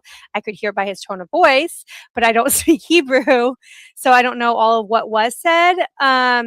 But they basically went full hog. However, this also seems to be having a backlash because even Bibi was like condemning Ben-Gvir's actions. I would love some data from the Israelis who do know Hebrew. And I would also like to know what just generally people think about this, because I feel like the flotilla gang are supporting terrorists and they're invaders and they're trying to enter in illegally. And I kind of enjoyed watching them. I mean, I don't enjoy watching people suffer, but I also enjoyed watching them be handcuffed and not be just given sandwiched and sandwiches and sent along the way, because these people keep coming back. They're there to cause trouble. They're there to support terrorism. I don't think that they should always be treated nicely. However, I also know that Ben-Gvir is a generally controversial figure. And again, there's language barriers. So that's that. Okay. So let me, for context for people to know what happened, I'm just looking at the news. So it says global outrage explodes over Ben-Gvir's flotilla abuse video. So it says far-right Israeli National Security Minister Itamar Ben-Gvir sparked a massive international diplomatic backlash after releasing a self-shot video taunting detained pro-Palestinian activists from the global what is it? Sumud flotilla, is that the name? At the port of Ashdod, the activists who were intercepted in international waters by naval craft while attempting to breach the Gaza blockade were filmed blindfolded, kneeling, and bound while Ben-Gvir gloated, "We are the masters." Okay, so first of all, before I think that, I know some people love to see that being done to these people. You know who loves that being done to these people? The people who this was done to. Every single second, these activists being handcuffed, being blindfolded, being mistreated, they were fucking loving every second of it. I was like, oh my fucking God, I hope this is captured on camera. This is the best days of our life. We will be banking on this forever and ever and ever. This is going to look so good on our resume. We're going to get so much media attention. I can't wait for the interviews. Like, they were sitting there and like, I hope somebody puts a leg on me. I hope somebody punches me. I hope somebody spits in my face. Please, what do I need to do for this to happen? And they knew that this is going to be the best thing that has ever happened to their career. So I don't know what Ben-Gvir was thinking, but if you don't think that I am a good source for this being a bad idea, I think that Netanyahu condemning it, to me, suggests that yes, we should also join Netanyahu. He probably has a better idea of what's good for Israel. But again, I know a lot of Israelis are here, and they know a lot. They have a lot of better information regarding what's happening here. So I'll let the Israelis speak. Okay, Samantha first. Ben-Gvir is a piece of shit. Okay. Yeah. I mean, look, handcuffing them, I think, is one thing, but I didn't see a plastic bag being put over someone's head. But if that did happen, you could kill you could suffocate someone putting a plastic bag over someone's head. Samantha, can you tell people that you're anybody who's speaking, if you're Israeli, say you're Israeli, so that the people on YouTube also know that you have maybe more context than other people. So go on. Yeah, but Samantha is Israeli. But go ahead. Yeah. So yeah, Ben-Gvir is a piece of shit. Yeah, I didn't see the plastic bag, so I don't want to confirm that. But I mean, that could actually kill someone, suffocating someone. So that's you can't just execute them on the Other than that, yeah, I agree with Armin. these are people who want attention. They want to feel like they're badasses. They want to brag about how they, are so brave and heroic for getting tortured. And so the best thing to do is just treat them like they're a bunch of like spoiled little kids and just like not give them like more attention and just kind of like, just turn them over ASAP and just get rid of them. Right. Okay. Just fly them back wherever they came from. Okay, somebody's saying in the chat, you all leftists. Guys, Prime Minister Netanyahu condemned it. Is he leftist? Like, I don't know what you guys... I mean, you don't have to agree with me. Like, if you think Ben Gvir did this, what he did was correct, okay? Like, that's an opinion. We could talk about it. But, like, to call us leftists for taking the position of Prime Minister Netanyahu, I don't understand what the whole... What does that mean? And also, I made a mistake. Samantha is soon to be Israeli, right? Like, not Israeli yet. She's Jewish, and she wants to go. Yeah, I'm in the process of making Aliyah, or be in the process. I did live in Israel briefly. I do speak like a little Hebrew, so yeah. Okay. So Samantha is in the process of becoming Israeli. She's not Israeli yet. Okay, who's next? Ian is next. I'm not Israeli, American Jew. I think, Armin kind of stole my thunder. When I saw those videos, I said, this is exactly what the flotilla people wanted to happen. Israel could not have handed them a bigger win. And so I was very upset to see that. And it's not because I support them in any way. It's because I want Israel to stop losing this optics battle in these really foolish ways, in my opinion. In my opinion, the right thing to do with the flotilla is to not even stop them. Let them go to Gaza. They are not doing anything effective. So if you ignore them and you let them land in Gaza they have nothing to give those people, you then give them nothing, right? And they can go fuck themselves. If you arrest them and handcuff them, make them look like, you're giving them everything optically that they want, and you've got this idiot gloating over top of them, you are failing, you are losing. And so it made me very upset to see this. I'm not trying to upset anyone in Israel. That's just my feeling was, I want you guys to win, and I hate seeing these what I see as being strategically foolish moves that don't get you anywhere. That's where I feel. Okay, Guy? Okay, very much Israelier. Before I begin, quick plug. I'm actually going to be starting a YouTube channel that will deal with a bunch of these topics, among other things, like explaining Israel to the world. It's project to be determined right now. Guy, I know I haven't responded to you. We're gonna, like, you're still interested in collaborating? Yes. Okay, so and the name is pending. It might change. Yes, hopefully the name will change. Let's talk about that as well. I'm sorry if I haven't responded. Okay. Okay. You don't have to be that blunt. Okay. But for now, it's a project to be determined. So a couple things. First of all, this was a publicity stunt for the elections. Like, cut and dry, absolutely. Ben Gvir is doing this to appear macho for his voters.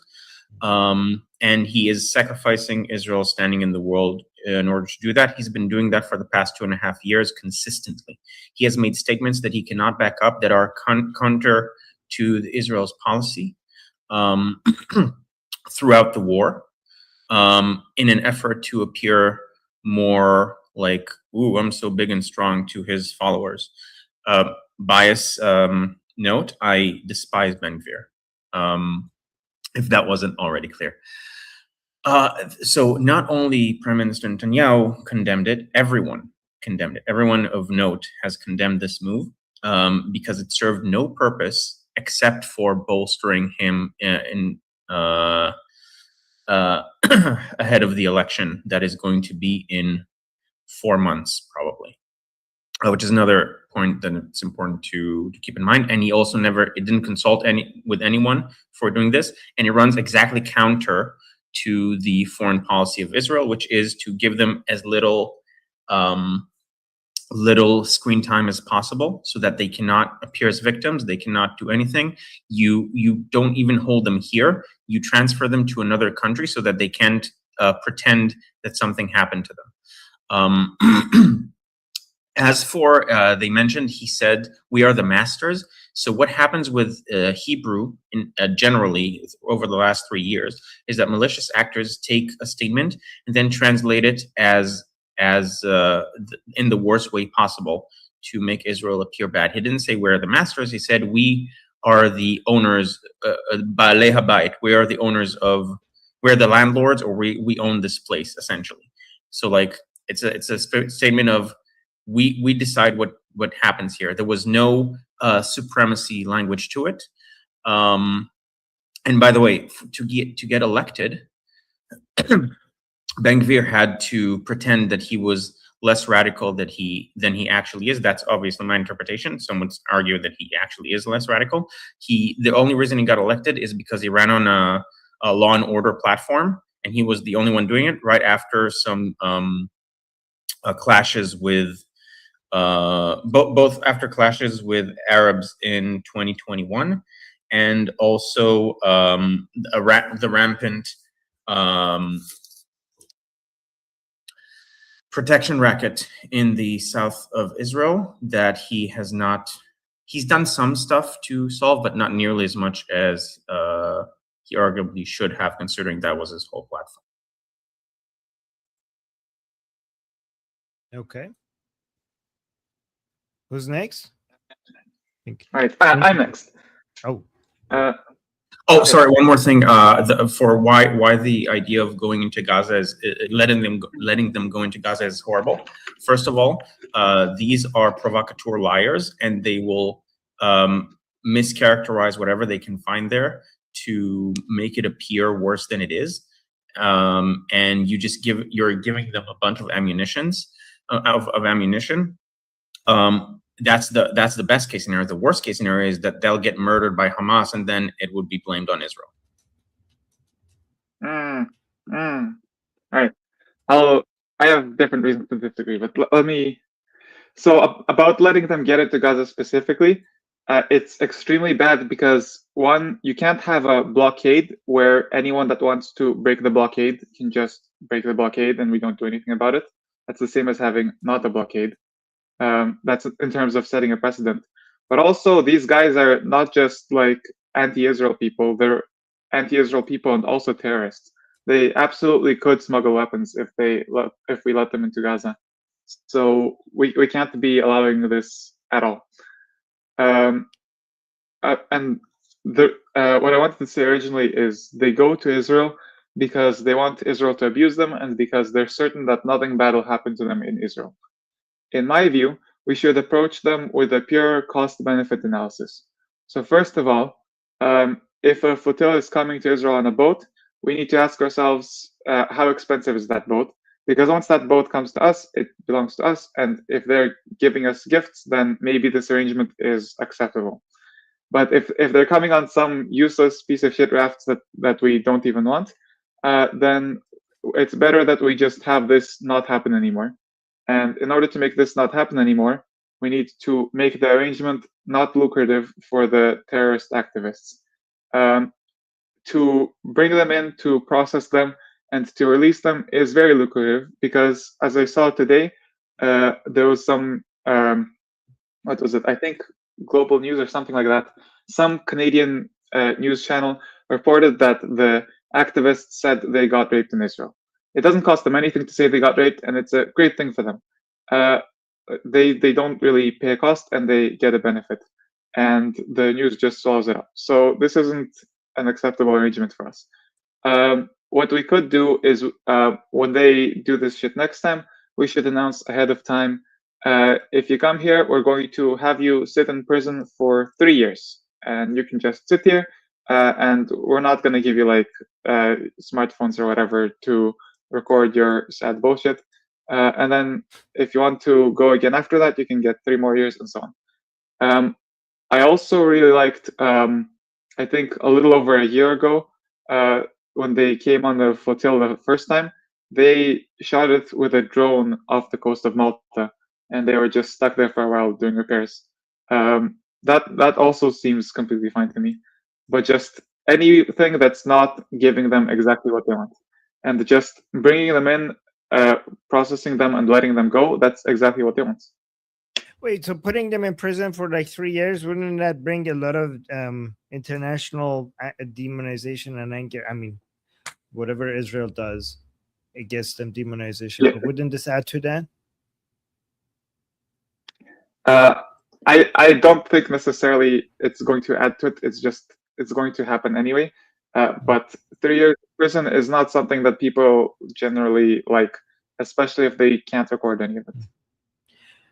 I like the idea of taking, I like the idea of taking their boats and be like, thank you, beautiful gift, and for the gift. That's a good idea. Yeah. Yes, but it's really important that they're expensive boats and not just crap that we don't need. Right. Okay. Especially if it's for them to race for new boats. I love the detailed cost benefit analysis. That's like that was interesting. Thank you, Danny. You should turn on your mic more often. It's like every time you open your mic, you say something like very intelligent. Well, that's because I only speak when I have something very intelligent to say. If I talk more often, then I will not have anything intelligent. Okay. All right. Samantha is next. Yeah. I agree that we should totally confiscate the boat. Like, even if it's not really worth it, we should still just confiscate the boat. Like, just take the boat. Yeah, like, we don't want to hold them because, like, we're gonna get blamed for it. Like, we will get blamed for any. Like, I used to think we should let them into Gaza because I'm very much the person who says that, like, you know, luxury beliefs. Like, if you're not paying a cost for your luxury belief, it's easy to hold it. But we're gonna, you know, if something bad happens to them in Gaza, we are going to get blamed for it. And when there's like, and I know it's like, okay, yes, we already have so much bad PR anyway, which is a little bit more PR mentality. I understand that, but these are like activists who are charismatic, who have like names and faces and friends. Like, you don't want to turn these people into like martyrs for like, you do not want people in Sweden having Greta Thunberg's face as a martyr. Do not do that. That is a horrible, horrible idea. It's just going to rally people up so much more and make it the PR thing so much worse. So no, we shouldn't. Like, honestly, I wouldn't even want to go near them without a camera, like, recording everything that is happening. Like, the only way I think we should, like, keep them in jail would be, like, if we had a 24/7 cam where, like, they were being recorded 24/7. Anyone can look up how they're being treated, 24/7 camera. So I think if we put a 24/7 camera, they're going to see this as like some sort of publicity opportunity, and they're going to go act up. I don't even know how. I think they should just be in a dark room, or not dark, in a cameraless room. Nothing should happen to them. They should just sit and be super duper bored. Okay. Right. So yes, Daniel is next.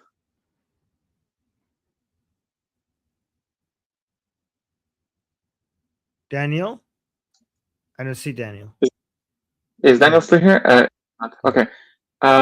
Then Sketch. Sketch? Yes, there have been, I think one of them was Vittorio Arrigoni. And I think I have a list here of a few. I want to vet it before I say it. What happens when these leftists go to Gaza and they get kidnapped is they disappear from the news because it's an inconvenient fact.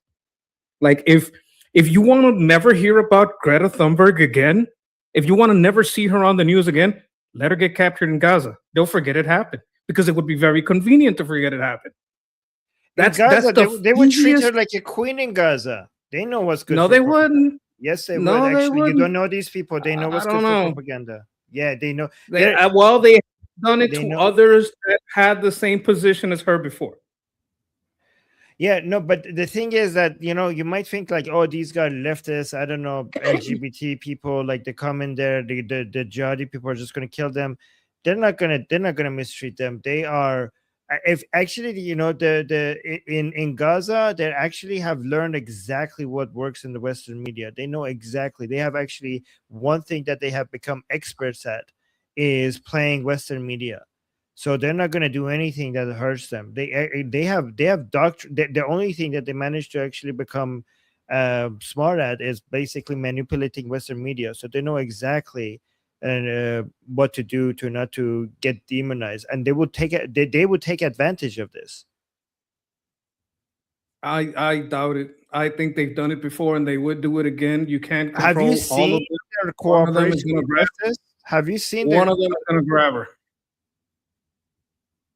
Okay, yes, of course, that they're going to but the thing is that they're not going to report it, right? They're not going to report it. It's going to disappear from the news. That's right. You can have one or two that make a little video about it. Yeah, we're here. We're doing fine. One or two, and then she's going to disappear. They're not going to because they're not going to let her go. They're not going to let her go disappear. back. She's a golden No, goose, no, no. right? So they're going to use her for a while and then disappear. What would they will use her for if they want to use it for what? Like if I was guys, like think about it strategically. Like you Sketch, you said don't say these people are evil, they're not retarded. That's what you always say, right? If they're evil and they're not retarded, right? So that's your saying, right? If I want to hold on to them for a while, I will hold on to them, but while treating them like a honored guest, give them the best time that they could have. That's what I would do if I'm an evil genius rather than a retarded genius, right? No, but I think they are retarded. There's a lot of retarded geniuses, a lot of retarded not geniuses among them with guns that have no self-control, right? You saw October 7th. Yeah. If they cared at all about media, why would they record themselves doing all these evil things just because I saw a white person, a blonde person? Okay, first So of all, too many of them. Because they knew that the world would care about Israel for half an hour before they went back to being anti-Israeli, right? Because they are playing two medias, right? There's an Islamic media that they have to show that they hurt the Jews, and then there's the Western media, right? They're playing two media. They're playing for the Ummah, the jihadi world, to where they are basically they're watching this and celebrating the amount of violence that finally somebody managed to inflict upon the Jewish people, upon Israeli people.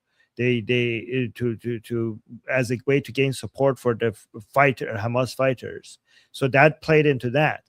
But for the Western media, they have a completely different game. I mean, look at their propaganda. They always have two different statements for the same events, right? They always have two different takes, one for the outside world and one for their own Islamic internal world. So they're very clever at exactly what tone and what goals to market to their different audiences. When it comes to this flotilla, they know that this is their opportunity. And again, remember, people in Gaza, they fear Hamas, right? Especially if you're a jihadi, you might be like, ooh, I wish I could like grab her and, rape her and then kill her or whatever. Okay. You might have some urges like that, but you also know that Hamas is like, if Hamas thinks like, yeah, we're not doing that, we're going to use this, we're going to milk this for as much as we can for, gaining, bringing more favorite, making ourselves look bad, making the Western media world look at us as freedom fighters more favorably, because we have been forgotten for a while now. Like Hamas hasn't been in the news for a while now. This would be a great opportunity for them to show, like, look, this would be a great opportunity for Hamas to like, look, they said we're going to like kill them, but look at this, we're actually such decent people. Look at it. I would market the shit out of this, right? I would sit down and sit with them, eat with them, and people like get this to the West. My hope as Hamas would be for younger Americans to watch this, like, they told us Hamas is evil. They told us if we step into Gaza, they will just immediately be killed. But look how they're treating them. they have been lying to us, and this is the proof. So Hamas would want to do that. That's exactly what Hamas would want to do with these people, especially because they're on the same side. They're anti-Israeli. Well, yeah. Well, Vittorio Arrigoni, and Vivian Silver, and Nidal Wahidi, and Haitham Abdel Wahid would like to differ with you, because these people disappeared from all public discourse after being these pro-Palestinian activists, because they went to Gaza and they disappeared. And after they disappeared, no one cared. Like that, you may have that may be one outcome, but it should be absolutely recognized that what I'm saying is another possible outcome. Yeah, it is. I mean, obviously, what you're saying is possible, but again, none of these people were Greta Thunberg. None of these people have the international attention. Well, Vivian might have been the Greta of her time. We don't know, because all of her stuff disappeared. And Greta might be the next Vivian, someone that in 10 years no one remembers, because the posts get changed. They start disappearing from archive, and so no one talks about them. You might be right. Your scenario might happen. My scenario would happen. I don't think the policy making a decision based on like letting them go and maybe hopefully get killed by Gaza. By if they Hamas. get through, you're So right. I don't You think shouldn't that's just have anybody go back. I don't think that's the strategy should be based on, hopefully like based on the idea that maybe Hamas would kill them. Like that's not a way. I mean, what I'm saying, here's the thing. I acknowledge that what you're saying could happen. Okay, do you acknowledge That's that what all I I'm saying wanted. could happen? Okay, I'm kind of rusty at modding, and I haven't been keeping good time at all. We have 3 minutes left. I have 4 more people that want to respond on this topic. Okay, respond fast. Okay, So Shana? do I need the one sentence? Oh yeah, Guy, one sentence, then Shana. Okay, What do we want? Armin, I don't think you're seeing them as cynically as you should. What they would do is they would allow her in, let her film all this stuff and upload it, and then treat her like a queen and show how we're such good people. And then they disappear her, and then well, she died. We don't know where she is. Obviously, Israel killed her because she was telling the truth. That's the problem. Then you get the best of both worlds. Okay. Actually, Shana? No, that's a great point. That's a great point. Actually, I didn't consider that. Yeah. Yeah, great point, Guy. My only point was that it's also possible that they just let they protect the queen bee and kill all the flies, so to speak. Like they could just treat her really good. The other thing too that I would like to remind people is one of the worst Nazis that was the most cruel was a female. So this idea that Greta wouldn't just willingly partake in their barbarism, I don't think I think she's evil. So but just to be clear, that actually proves my point as well, because then they get benefit twice. Like you guys hey, you guys are going to be like, what, Greta dying is in our favor?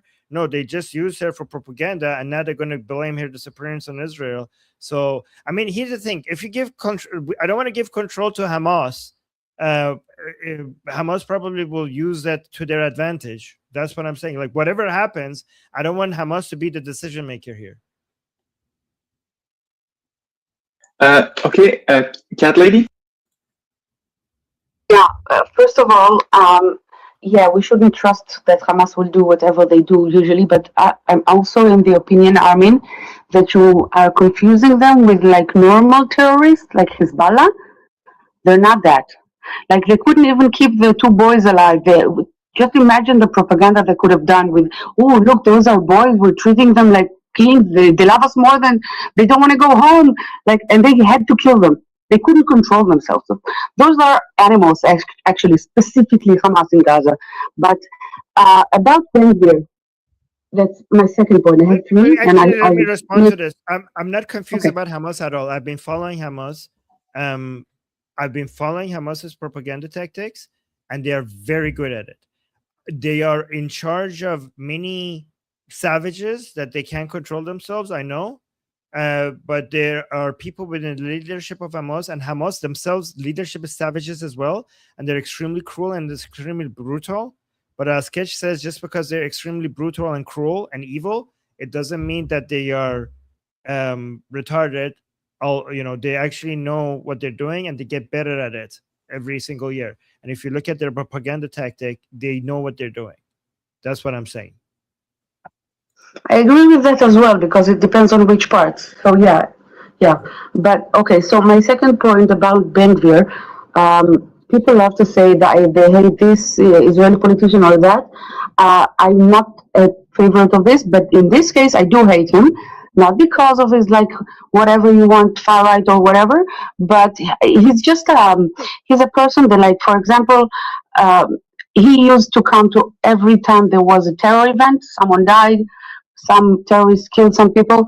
He just jumped in his car and came to the scene and spoke and was talking to the media about how much the government is not doing enough.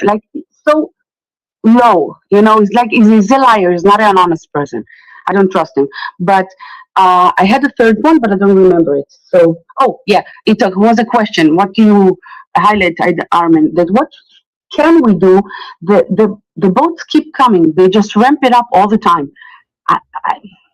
But you spoke about it actually in a little bit. So that's it. Yep.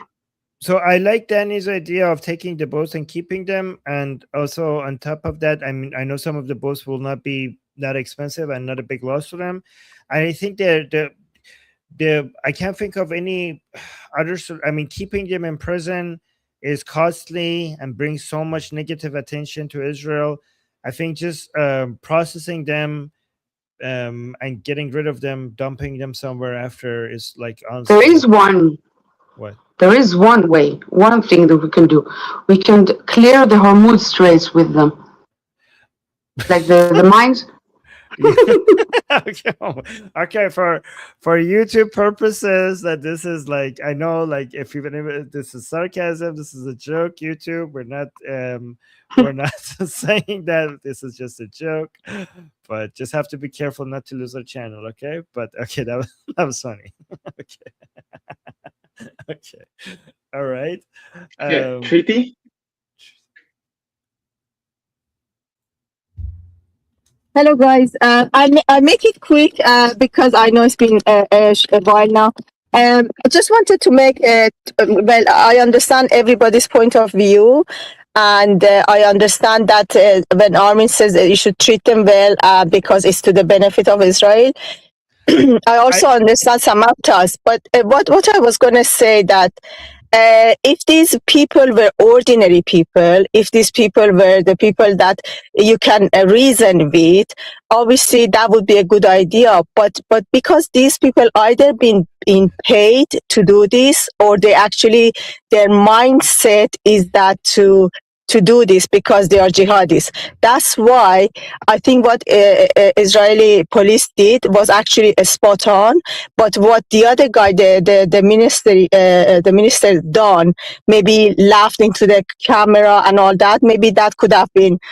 It could have been not done because it is not, as President Netanyahu said, it's not to Israel's benefit. So definitely, when they are invading the country, basically with their attitude, they definitely should have been caught and their boats been taken. Yeah. All right, guys, I really need to go because I'm over time. I just want to clarify something. I didn't say treat them well. Okay, I think they should be taken and arrested and all of that.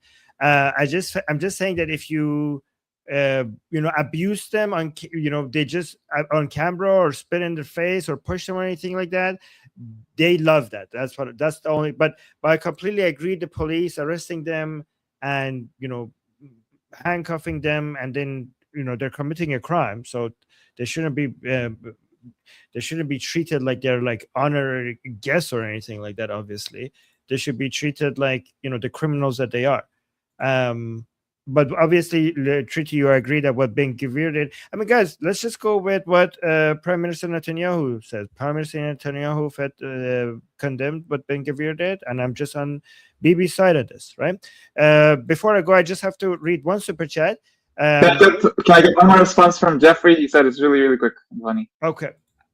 Yeah, just to send you away with a smile, Armin, we could sit there and put Greta Thunberg and the Ayatollah in a prison cell and tell her he doesn't believe in climate change. Just let nature take its course. You can almost hear it in your head, right? How dare you? Is that baby oil on your prison shelf? Diddy's choice. I mean, after 2 weeks, it'd probably be a violation of the Geneva Convention or some shit. Sell tickets, televise it. We'll pay for all of Operation Midnight Hammer in one weekend. Sounds good. Sounds good. Let's just go with that then. Okay, we came up with the solution. Thank you, Jeffrey. And we got a super chat. Amir was saying no of Vittorio Arrigoni, Armin. He went to Gaza to help them like Greta and didn't have a happy ending. Yeah, let me actually read this. So I'm probably mispronouncing this. Vittorio Arrigoni was an Italian journalist, author, and high-profile so-called peace activist. He was a prominent member of the pro-Palestinian International Solidarity Movement, moved to Gaza Strip in 2008, and maintained a widely read blog reporting on the conflict from the ground. In April 2011, he was kidnapped and murdered in Gaza by a Palestinian Salafist extremist group. So if it's Salafist, that means it wasn't Hamas then. An act that drew widespread international and domestic Palestinian condemnation. Oh, so-called Palestinian condemnation. Yeah. Okay, so that's, yeah. Thank you for bringing that to our attention.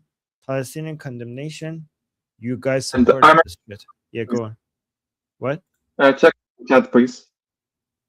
Check the chat? The mod chat. Oh, the mod chat. Okay. I will after I need to respond to Guy and the mod chat after I eat and also do the next stream that I have. Guys, on YouTube, we have another stream coming up in 23 minutes. So I'm gonna try to eat in 3 minutes, and we go live again on Liberty Politics YouTube channel. Okay, fourth live stream of the day. And let me stop the recording and. Yes, guys, I'm working really hard. You know, this is eight hours of streaming every day. On top of that, editing, and on top of that, my other businesses. So, and on top of that, I don't know, family time. So I don't know. Yeah, it's crazy. Anyways, so yes, Amazon Chai, Slava Ukrainia, long live America, Javicha Payande Run. I got it right. Yes. See you guys. All right, guys. Bye. Love you guys. Bye.